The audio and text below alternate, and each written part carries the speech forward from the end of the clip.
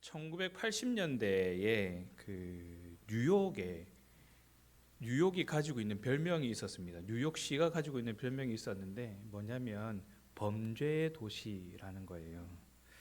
연간 60만 건 이상의 중범죄 사건들이 계속해서 일어났다고 합니다. 특히 이게 지하철을 중심으로 되게 범죄들이 많았대요. 그래서 당시 여행객들에게는 뉴욕 지하철은 절대 타지 마라라는 말이 공공연하게 널려질 정도로 사건 사고가 많았다고 합니다.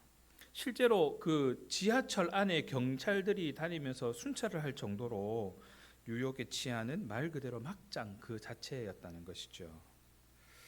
그래서 러커스 대학의 범죄 심리학 박사였던 조지 컬링 교수가 이런 말을 했어요.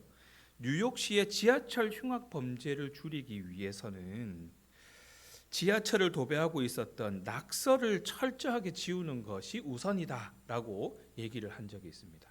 아니, 범죄를 줄이는데 낙서를 지우는 거랑 무슨 상관이 있느냐?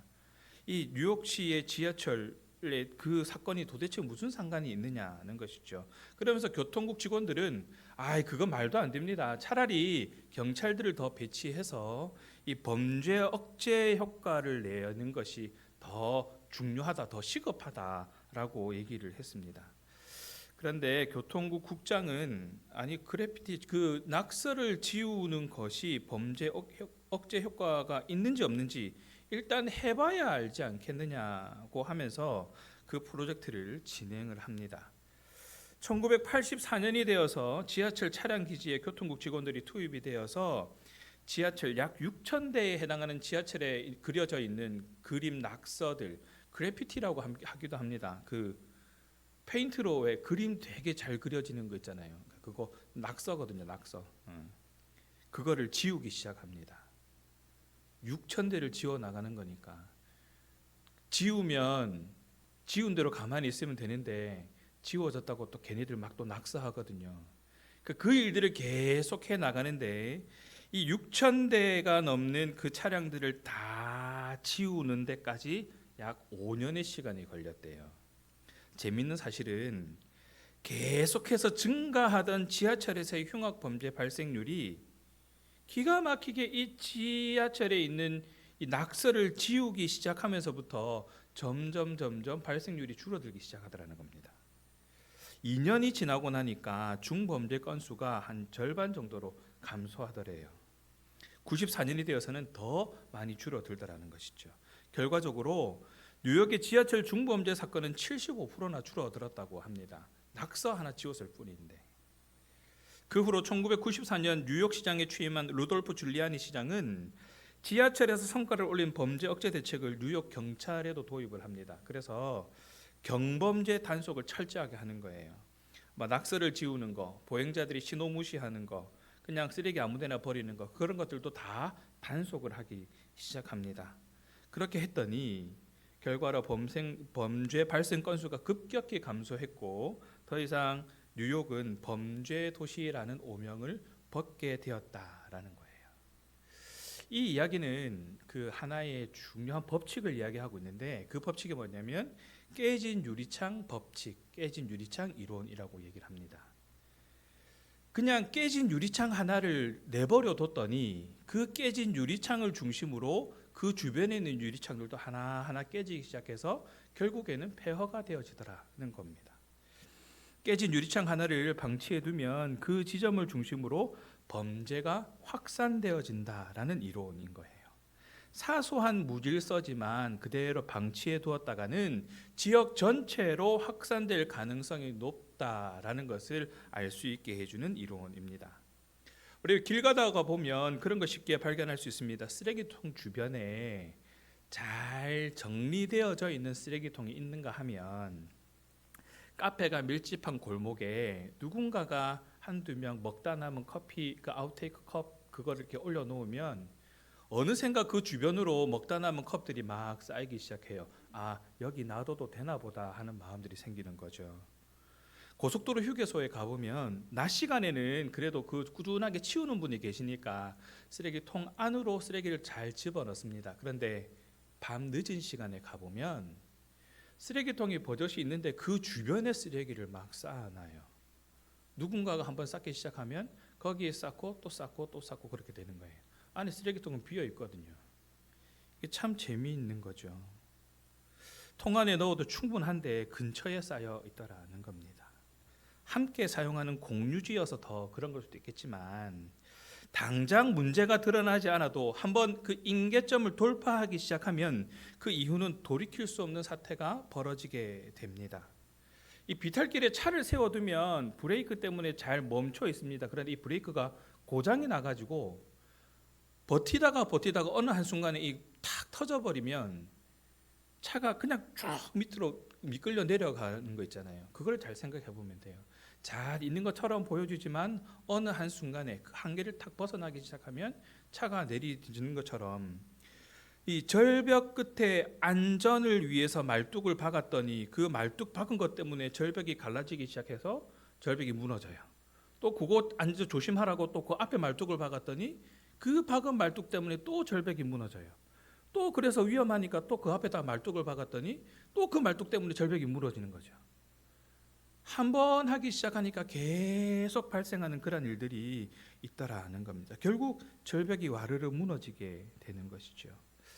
별것 아닌 것처럼 보여지지만 사소한 것 하나인 것처럼 보여지지만 이것이 하나하나 쌓이게 되면 엄청난 결과를 맞이하게 됩니다. 불러오게 됩니다. 오늘 본문인 레위기 14장은 진영 밖에서 병이 치료된 나병 환자가 복귀하는, 진영 안으로 복귀하는 그 절차에 대해서 쭉 설명하고 있습니다. 원래 오늘 본문은 1장에서부터 1절에서부터 20절까지거든요. 근데 그 중에 제일 중요한 핵심 20절 한 절만 읽었습니다. 그가 정결하리라. 레위기 14장 2절에 보면 이 규례에 대해서 이렇게 설명합니다. 나병 환자가 정결하게 되는 날의 규례는 이러하니 곧 그 사람을 제사장에게로 데려갈 것이요. 나병이 발생해서 피부병이 발생해서 진영 안에 더 이상 있을 수가 없어서 거기에서부터 구별되어져서 분리되었습니다. 그렇게 시간이 지나게 되었고 치료 과정이 있었고 회복되어져서 다시 진영 안으로 들어가기 위해서 지금 제사장에게 나아가는 순간인 것이죠. 이 나병이 무서운 이유가 뭐냐면 병이 진행되는 동안에 고통이나 통증이 없다는 겁니다. 그러다 보니까 피부가 썩어져 들어가고 살이 썩고 코와 귀가 이렇게 잘려나가는 그런 떨어져 나가는 그런 상황임에도 불구하고 감각이 없으니까 적절한 시기에 치료를 받지 못하게 한다는 것이 이 나병이 가진 무서운 것 중에 하나인 거예요. 사실 이 나병 그러면 오늘날 우리는 한센병을 많이 생각을 합니다. 거기에 비유해서 많이 설명을 했거든요. 그런데 13장에 보면 이 나병에 대한 설명을 하고 있는데 그러한 것들뿐만 아니라 곰팡이로 인하여 생겨진 모든 질병들, 거기 피부병들 다 포함되어 있어요. 여러 가지 증세를 나타내는 피부병들 이런 것들이 나타내고 있는데 그 중에 푸르고 붉은 곰팡이 이야기를 잘 보면 옷이나 가죽에 서식하면서 옷을 부식시키거나 옷을 못 쓰게 만든다는 점이 특별히 부각되어집니다. 다른 피부병도 마찬가지인 거예요. 그게 사람 피부에서 아니면 옷가지에서 점점 걔가 영향력을 발휘하게 되어서 부식하게 만들고 피부를 썩게 만들고 하는 그런 일들을 하더라는 것입니다. 죄도 이와 비슷하더라는 겁니다. 그래서 성경은 죄의 문제와 나병 문제를 연관지어서 설명하는 경우가 참 많습니다. 특성이 너무나 비슷하거든요. 사람에게 달라붙어서 그 사람을 점점 타락시키고 파멸시켜 갑니다. 마치 나병이 진행되는 동안 고통이나 통증이 없는 것처럼 말입니다. 그 죄가 나의 영혼을 썩게 만들고 영생을 갉아먹고 있음에도 불구하고 무감각해서 결국 회개의 기회를 놓치게 되는 그러한 일들이 발생하게 되더라는 것이죠. 곰팡이 같은 죄는 전염성이 강하기 때문에 방치해두면 주변도 함께 전염됩니다. 그래서 이스라엘 공동체 속에서도 마찬가지겠지요. 누구 하나가 그 피부병에 걸려 있으면 그 사람 때문에 공동체 전체에게 병이 전염될 수 있으니까 그 사람을 구별하여서 분리해내는 겁니다. 범죄한 자 한 사람으로 인해서 모든 공동체가 점점 부패해져 가는 그러한 경우가 있기 때문에 사전에 방지하는 것이죠. 왜냐하면 이스라엘 백성들은 언약 공동체였기 때문에 삶의 모든 영역에서 거룩했어야만 하거든요. 거룩하신 하나님을 닮아서 하나님의 형상대로 살아가는 거룩한 자들이 되어야 했단 말이죠. 그런데 그런 거룩한 삶을 살아가는 데 있어서 이런 나병이 오히려 거룩함을 방해하게 되는, 거룩하여지지 못하게 하는 그런 일들이 생겨지게 되니까 구별하여서 분리해낸 겁니다. 거룩한 삶을 살려면 우리의 의지와 노력이 필요합니다. 그리고 거룩함을 지키기 위한 단호함도 필요한 것이죠.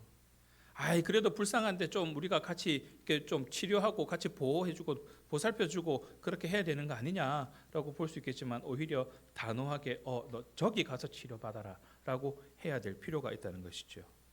왜냐하면 적당히 타협하고 이 정도쯤이야 하고 수용하기 시작하면 결국에는 번식력 강한 죄가 우리 전체를 삼켜버리고 파멸시켜버리기 때문에 구별하고 분리해내는 단호함이 있어야 된다는 겁니다.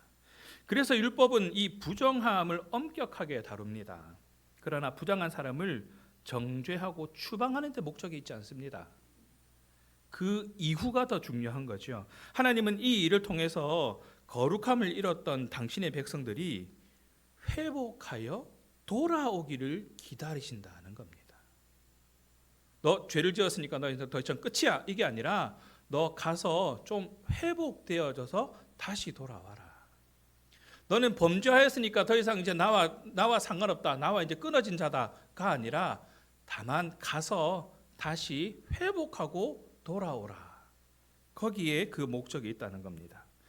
다른 백성들도 다칠 수 있으니까, 다른 백성들도 위험해질 수 있으니까 그냥 그래서 구별해내는 거야, 분리해내는 거야 라는 것이 하나님의 마음, 하나님의 뜻이라는 겁니다. 회복을 기다렸다가 다시 복귀시키기를 너무나 기뻐하시는 하나님께서 그 절차 하나하나를 알려주시고, 특별히 나병 환자가 제사장 앞에서 정결하게 되는 첫 번째 의식, 레위기에서 참 독특하게 쓰여져 있는 제사 방법이 드러나 있습니다. 레위기 14장 4절에서 7절까지 보면 이렇게 제사를 드리라 그래요. 제사장은 그 정결함을 받을 자를 위하여 명령하여 살아있는 정결한 새 2마리와 백향목과 홍색실과 우슬초를 가져오게 하고, 제사장은 또 명령하여 그 새 하나는 흐르는 물 위 질그릇 안에서 잡게 하고, 다른 새는 산채로 가져다가 백향목과 홍색실과 우슬초와 함께 가져다가 흐르는 물 위에서 잡은 새의 피를 찍어 나병에서 정결함을 받은 자에게 7번 뿌려 정하다 하고, 그 살아있는 새는 들에 놓을지며. 이 방식이 참 특이한 방식입니다. 2마리의 살아있는 새가 나병 환자였던 자의 손에 들려서 제사장 앞에 옵니다. 제사장은 1마리를 죽여서 그 피를 냅니다. 다른 1마리는 죽이지 않고 살려둡니다. 그리고 제사장은 죽은 새의 피를 나병 환자에게 7번 뿌립니다. 그리고 살아있는 새에게도 그 피를 찍어서 높고 넓은 천궁을 향해서 날려보냅니다. 하늘로 날아가는 새는 잡혔던 새이지만, 제물로 바쳐졌던 새이지만 이제는 생명을 얻게 되었습니다. 자유를 얻게 되었습니다. 함께 제물로 드려졌던 다른 새의 피로 의하여서, 그 피로 인하여서 자유를 얻게 된 것이죠. 날아가는 새는 나병 환자가 정결함을 얻고 세상으로 날아가는 모습을 상징합니다. 더 이상 나병 환자로 구별되어서 분리되어 있던 자가 아니다. 그 모습은 다 날아가 버렸다라는 겁니다. 나병 환자의 모든 죄와 질병이 죽임을 당하고 날아가 버려서 더 이상 존재하지 않는다라는 그런 상징적인 의미가 거기에 담겨져 있는 것이죠. 제사장은 그 제사를 통해서 이제 이 나병 환자가 정하다, 깨끗하여졌다라는 것을 선포합니다. 이후에도 의식은 계속됩니다. 레위기 14장 8절과 9절입니다. 정결함을 받은 자는 그의 옷을 빨고 모든 털을 밀고 물로 몸을 씻을 것이라. 그리하면 정하리니 그 후에 진영에 들어올 것이나 자기 장막 밖에 이레를 머물 것이요. 7째 내래 그의 모든 털을 밀되 머리털과 수염과 눈썹을 다 밀고 그의 옷을 빨고 몸을 물에 씻을 것이라. 그리하면 정하리라. 털을 밀고 옷과 몸을 물에 씻으면서 장막 밖에서 이래를 머물다가 일곱째 날에 모든 털을 또 밀어요. 옷을 또 빨아요. 몸을 또 물에 씻습니다. 그래야 비로소 제사장이 너는 깨끗하여졌다라고 얘기를 해주는 겁니다. 여기에 이 정하다, 깨끗하여졌다라는 표현이 2번 나옵니다. 하나는 하나님 앞에서 정함을 받아서 깨끗하여짐을 받아서 진영 안으로 들어오는 절차에서 한 번, 또 한 번은 사람들 앞에서 그 정함을, 그 깨끗하여짐을 다시 확인받는 과정에서 한 번, 너는 정하다, 그리하면 정하리니 그리하면 정하리라 하고 지금 얘기를 하고 있는 겁니다. 하나님 앞에서 정함을 받아서 진영 안으로 들어오고 또 사람들 앞에서 다시 한번 확인받는 과정에서 이 말을 하고 있는 것, 여기에 귀중한 은혜가 있습니다. 사실 우리는 하나님 앞에서 용서받고 구원받은 것으로 충분합니다. 그것만 있으면 되지요. 그런데 그 구원의 증거는, 우리가 구원받았다는 증거는 형제 자매들 앞에서 삶으로 드러나야 한다는 겁니다. 아, 저 사람이 은혜 받았대. 아, 저 사람이 말씀 가운데 정말 큰 은혜 받아서 이번에 깨달은 게 많대. 그냥 거기에서 그치는 것이 아니라 저 사람이 예전에는 예수를 부정하고 그렇게 살았던 사람인데 이제 하나님 믿기로 했대. 그냥 거기서 끝나는 것이 아니라 그의 삶이 그 지체 앞에서 변화되어진 모습으로 드러나야 한다라는 겁니다. 하나님 앞과 사람 앞에서 함께 성숙하고 사랑스러워져 가는 것이 바로 저와 여러분의 삶, 그리스도인의 삶이어야 한다는 것이지요. 말씀을 받고 말씀을 듣고 은혜를 받았다고 하는데 무엇으로 드러나야 합니까? 기도한다고 하면 어떤 삶으로 드러나야 하는 것입니까? 예배하는 삶을 산다고 하는데 그 사람의 삶은 도대체 어떠한 삶이어야 합니까? 세상에서 손가락질 받고 그런 삶이어야 하겠습니까? 그러지 말아야 되지 않겠습니까? 내가 하나님께 기도하고 내가 하나님의 역사하심과 붙드심과 섭리를 믿어서 나는 하나님 앞에 올바르게 서 있다라고 생각하는 것으로만 충분하다. 나는 그렇게 생각하고 있어. 나는 그렇게 지금 하나님 앞에서 신앙생활하고 있는데 이것으로 충분하냐? 그렇지 않다라고 오늘 본문은 얘기하는 겁니다. 진영 안으로 들어오기 위해서 한 번, 진영 안에 들어가서 자기의 진영까지 들어가기 위해서 또 한 번, 하나님 앞에서 한 번 정하다고 인정받고 사람들 앞에서도 정하다고 인정을 받아야 한다는 것이지요. 우리의 모습을 통해서, 우리의 행동을 통해서, 우리의 언행을 통해서 하나님과 함께 하고 있음이 드러나야 한다라고 이야기를 하고 있는 겁니다. 우리는 이것을 잊지 말아야 돼요.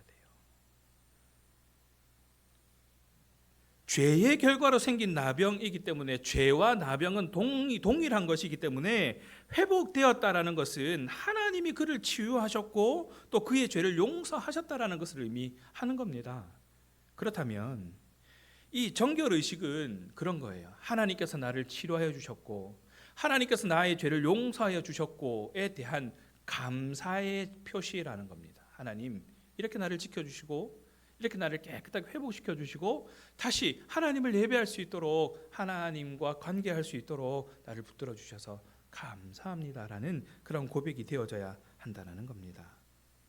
다시는 불순종의 죄를 짓지 않겠다는 그런 순종을 다짐하는 그런 의식인 것이죠. 이런 선포는 혼자만 하면 효과가 떨어집니다. 그래서 모든 사람 앞에서 공표해야 합니다. 나 은혜 받아서 내 삶이 변화되어지기를 나는 원해. 나는 그래서 이러한 부분들을 이렇게 바꿔볼 거야. 스스로 다짐하고 스스로 결심하는 것도 물론 중요합니다. 그런데 사람들 앞에서 공표하는 게 더 중요합니다. 왜냐하면 그것을 가지고 질타를 받기 위한 것이 아니라 격려를 받기 위한 거예요. 힘을 얻기 위한 겁니다. 그러면 저 사람이 그렇게 하는 모습을 통해서 야, 저 사람은 이렇게까지 하는데 나도 한번 해봐야 되겠다. 서로에게 도전이 되어지는 것이고 서로 신앙을 점검하면서 함께 성장해 나갈 수 있는 그런 발걸음이 되는 겁니다. 쉬운 예로 살 빼는 가장 좋은 방법 중에 하나가 그거예요. 모두에게 알리는 겁니다. 나 살 뺍니다. 저 말고요. 저는 아직 살 뺄 생각이 없습니다. 살 뺀다고 선포를 하면 사람들이 다 두고 볼 겁니다. 네 살 잘 빼는 거 한번 보자. 내 언제까지 몇 킬로 못 빼면 나 돈 얼마 낼게. 그거는 필요 없습니다. 왜냐하면 그냥 살 안 빼고 돈 내면 되거든요. 그런 거 말고 끝까지 완수할 수 있도록 격려를 받기 위해서 사람들 앞에 공표하는 거예요. 나 하나님의 은혜를 받은 자로서, 내가 그 은혜를 깨달은 자로서 나 앞으로 이렇게 살아볼 거야 라고 공표하는 것 가운데에, 선포하는 가운데에, 그래 네 얼마나 잘하는가 한번 두고 보자, 그런 마음으로 서로를 바라보는 것이 아니라, 하나님, 저 지체가 하나님 앞에 이런 결단을 하였습니다. 이 일을 통하여 하나님의 영광이 될 수 있도록 도와주십시오. 함께 중보하면서 서로 성장해 나갈 수 있는 겁니다. 저 사람은 이런 결단도 하는데 나는, 나의 모습은 나는 어떤가, 나는 지금 잘하고 있나, 스스로도 한번 돌아보게 됩니다. 그러면 이 공동체가, 신앙가족들이 하나의 유기체로 더 가까워지고 더 끈끈해질 수 있는 것이지요. 세상은 이것을 가지고 서로 어떻게 하면 더 약 올릴까, 그런 건수만 찾아냅니다. 그래 니 그럴 줄 알았다, 언제 살 뺀다 그러더니 살을 내일부터 빼는 거라며, 늘 그런 얘기만 하고 그거에만 집중을 하는 것이죠. 그러나 오늘 저와 여러분이 깨달은 바대로, 그리고 하나님 앞에 은혜를 얻은 바대로 우리는 이러한 부분들을 결심할 수 있어야 되는 겁니다. 하나님 앞에서 바른 모습을 가지고, 하나님 내가 이렇게 살아가겠습니다 뿐만 아니라 함께 신앙생활하는 신앙가족들에게도 나는 하나님의 은혜를 받은 자로서 이렇게 한번 살아가 보겠다, 내 삶을 이렇게 변화시켜 보겠다, 나는 세상 가운데 이렇게 내 삶을 드러내 보겠다라고 결단하면서 함께 그 길을 걸어갈 수 있도록 힘을 얻을 수 있어야 한다라는 겁니다. 실수하더라도 당근과 채찍으로 포기하지 않게 해달라고 서로 요청할 수 있어야 됩니다. 그렇게 하면 모두의 인정 속에서 그 일을 이루어 나갈 수 있게 되는 것이지요. 다른 거 다 떠나서 하나님 앞에 불순종의 죄를 짓지 않고 순종의 열매를 맺겠다고 선포하는 가운데에 네 얼마나 잘하는가 한번 두고 보자 할 사람이 과연 누가 있겠느냐는 것이죠. 그것은 하나님의 마음이 아닙니다. 죄를 용서받은 것에 감사하면서 영광 돌릴 수 있는 삶으로 결단하는 것, 그래 네가 그렇게 결단했으면 나도 한번 그렇게 해보겠다, 서로에게 도전이 되어지고 서로에게 힘이 되어지는 그러한 삶이 바로 저와 여러분의 모습이 되어야 하지 않겠느냐는 겁니다. 그렇게 하나님께서 나를 회복시켜 나가시고 나를 통하여서 우리를 회복시켜 나가는 겁니다. 우리는 그것을 기억할 수 있어야 돼요. 하나님께서 그렇게 하신다라는 겁니다. 안타까운 것은 현대의학이 발전하니까 우리는 당연히 이 사실을 잊어가요. 뭐냐면 하나님께서 나의 치유자가 되신다라는 겁니다. 하나님께서 나의 치료자가 되신다는 사실을 좀 등한시합니다. 아닌 것처럼 생각합니다. 왜냐하면 병원 가서 약 먹으면 다 낫거든요. 그냥 좀 몸 안 좋으면 약국 가가지고 약 지어 먹으면 웬만하면 다 낫거든요. 그런데 그렇게 그 질병의 현상만 없어졌다고 해서 완전히 회복되어졌느냐, 치유가 완성되었다고 착각해서는 안 된다라는 것입니다. 진정한 치유는 질병에 대한 회복뿐만 아니라 하나님과의 관계를 온전히 회복하는 과정까지 다 포함하는 거예요. 감기에 걸려가지고 한 며칠 결ገል결글 했다고 쳐봅시다. 아이고 하나님 내가 아파가지고 도저히 정신을 못 차리겠고, 하나님 나 오늘 좀 기도 좀 쉴게요. 그럴 수도 있죠. 그렇게라도 하나님께 기도하면 참 다행입니다. 아프면 정신 없으면 그런 기도조차도 할 여력이 없어요. 그러면 하나님 찾습니까? 약을 찾습니까? 먼저 약에 손이 가게 된다는 겁니다. 이스라엘 백성의 정결의식은 이런 단순한 부분이 아닌 겁니다. 하나님과의 관계를 온전히 회복하기 위해서 진행되어졌던 의식입니다.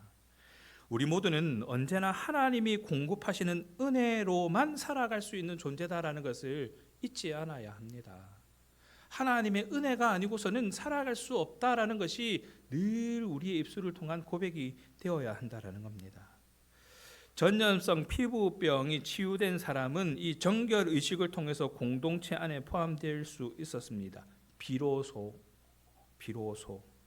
환자는 정결 의식을 통해서 하나님의 백성답게 살 것을 다시 한번 헌신하고 치유하신 하나님과 새로운 관계를 맺을 것을 다짐하는 것이 이 정결 의식이라는 겁니다. 질병의 치유에는 우리 몸의 회복과 더불어서 이렇게 하나님과 더 깊은 관계로 나아가는 영적인 회복의 차원까지도 생각할 수 있어야 하는 것이지요. 이어지는 10절에서부터 20절은 하나님께 소제와 속죄제와 속건제와 번제를 드리라고 명령하고 있습니다. 이러한 절차의 절정은 자, 내가 이렇게 치료되었으니까 내가 한턱 쏟게 하는 것이 아닙니다. 이 제사의 대상은 하나님이십니다. 하나님께 드려지는 제사라는 것이죠. 특히 이 속건제를 드릴 때는 제물의 피와 기름으로 오른쪽 귓볼과 오른쪽 엄지손가락과 오른쪽 엄지발가락에 바르는 것이 핵심입니다. 이러한 의식은 나병 환자뿐만 아니라 공동체 전체에 중요한 의미가 있습니다.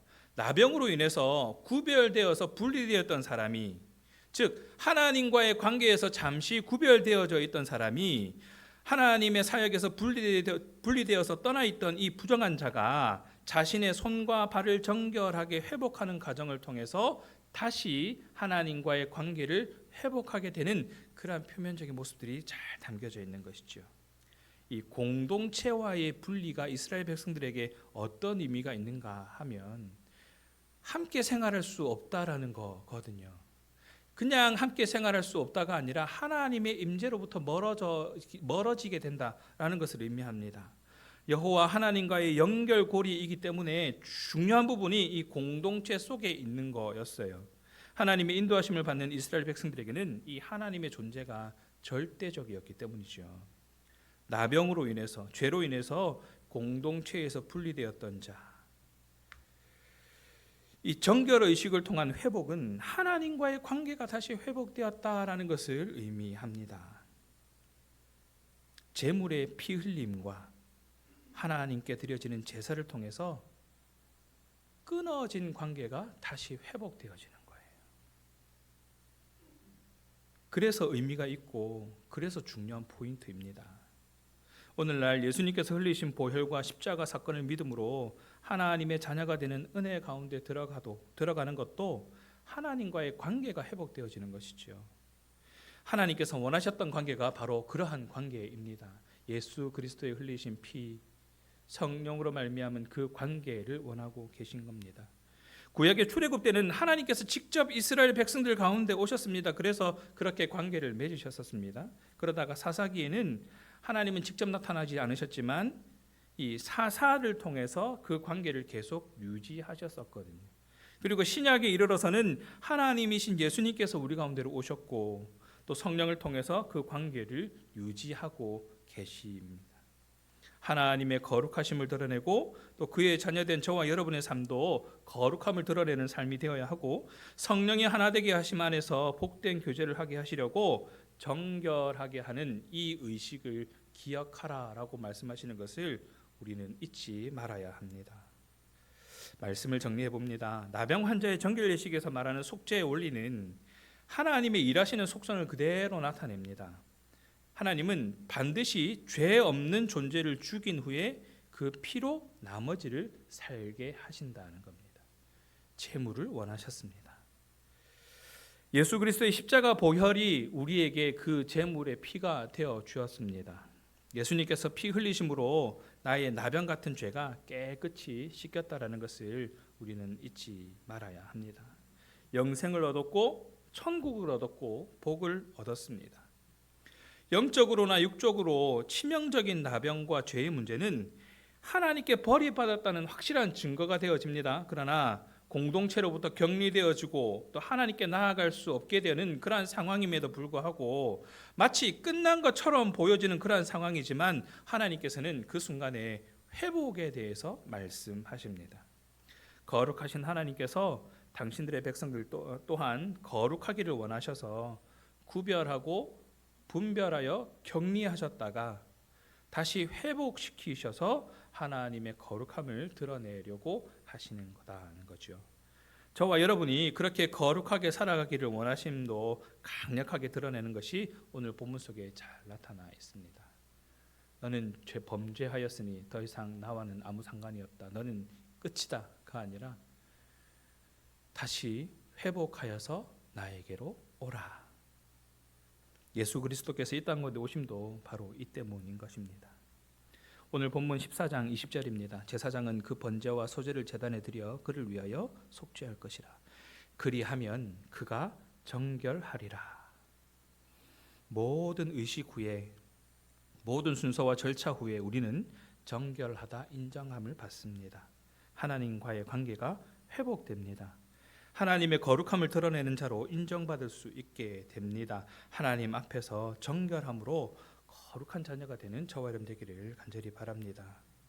죄는 야금야금 우리의 신앙을 무너뜨립니다. 그래서 경계해야 하고, 그래서 철저하게 하나님 앞에 엎드려야 하고, 그래서 하나님께 간구해야 하는 것입니다. 그런데 이 펭귄 효과라는 게 있습니다. 펭귄이 생선을 사냥하러 나가면 물에 물이 져서 뛰어들거든요. 그런데 그 물속에 포식자들이 있을 수 있으니까, 펭귄을 잡아먹는 포식자들이 있을 수 있으니까 좀 멈칫멈칫 하는 거죠. 그러다가 누구 하나가 먼저 탁 뛰어듭니다. 그러면 우르르 다 뛰어들어가요. 그 모습을 보고, 그래, 누군가가 용기 있는 한 사람이 그 펭귄들을 안심시켰고 그렇게 다 같이 사냥을 하는구나 라고 보여지기도 합니다만, 이렇게 관찰해 보니까, 과학자들이 관찰해 보니까 좀 힘센 놈이 힘이 약한 놈을 이렇게 밀어가지고 먼저 집어넣는 거예요. 그래서 그 개가 잡아 먹히나 안 먹히나를 보고 있다가 다 같이 뛰어들더라는 거죠. 이게 관찰하기에 따라서 그렇답니다. 또 다 같이 뛰어드는 중에 좀 늦게 뛰어드는 놈들이 있더래요. 그런 놈들 가만히 관찰해 보니까, 먼저 뛰어든 놈들이 다 잡아 먹히고 나면 포식자가 배가 부를 테니까 자기가 안전할 거다 생각하고 늦게 뛰어드는 놈들도 있고, 뛰어든 척 하다가 이렇게 움찔하고 이렇게 가만히 있다가 또 나중에 뛰어들고 하는 그런 놈들도 있더라는 겁니다.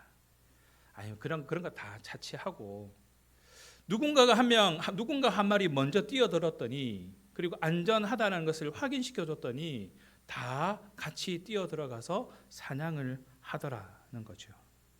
한 사람이 길에서 다친 사람에게 다가가 응급조치를 해주면 주변 사람들도 다 같이 그 사람을 돕게 됩니다. 누군가가 떨어진 물건을 줍기 시작하면, 누군가가 휴지를 줍기 시작하면 그 주변에 있던 사람들도 같이 그 휴지를 줍기 시작하더라는 것이죠. 삶의 작은 부분이 지나지 않는 곰팡이와 같은 죄가 전체를 오염시키듯이 하나님을 향한 우리의 작은 실천이 점차 확대되어서 더욱 거룩한 삶으로 성장해 나갈 수만 있다면, 이것을 펭귄 효과라고 합니다. 깨진 유리창은 점점점 부정적인 것으로 발전해 나갔지만, 펭귄 효과는 작은 것이지만 점점 긍정적인 것으로 바뀌어져 나가더라는 겁니다. 하나님, 나는 연약해서, 나는 할 줄 아는 게 없어서, 나는 부족해서 하나님을 위해서 아무것도 할 수 없을 것 같아요. 아니요, 작은 것부터 시작하면 됩니다. 그 작은 것이 출발점이 되어서 펭귄 효과처럼 앞으로 엄청난 것으로 하나님께 영광이 되어지고 하나님의 기쁨이 되는 그런 삶이 될 줄 믿습니다. 그것은 예수 그리스도의 흘리신 피가 가능하게 합니다. 또한 성령의 인도하심이 가능하게 합니다. 그 능력을 붙잡고 합당하게 살아가는 저와 여러분 되기를 간절히 바랍니다. 정결하게 되어서 거룩한 삶을 살아가는 그런 저와 여러분 되시기를 간절히 소원합니다.